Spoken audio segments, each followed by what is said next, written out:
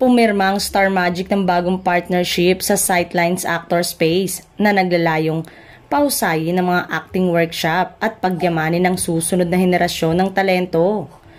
Formal na ginawa ng Star Magic Head na si Direk Laurenti Jogi ang partnership sa mga kinatawan ng Sightlines sa isang media conference noong Miyerkules sa Quezon City. I think this is a technique acting workshop that will help you as a person. It's encouraging enough na mga artista na hindi natin akalain na magiging magaling na artista, maging mabuting tao, maging mabuting kapwa sa co-actors niya. Yun ang gusto ko, sabi ni Jogi tungkol sa kanilang bagong inisyatiba.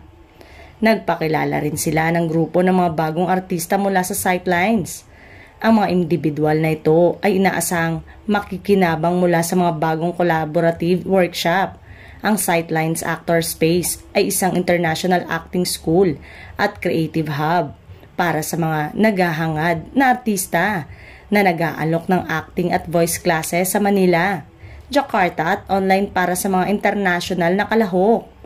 Sa bagong partnership na ito, umaasa ang dalawang organisasyon na lumikha ng isang supportive na kapaligiran na naghihikayat sa mga actors na galugari ng kanilang pagkamalikhain at maabot ang kanilang mga layunin sa sining.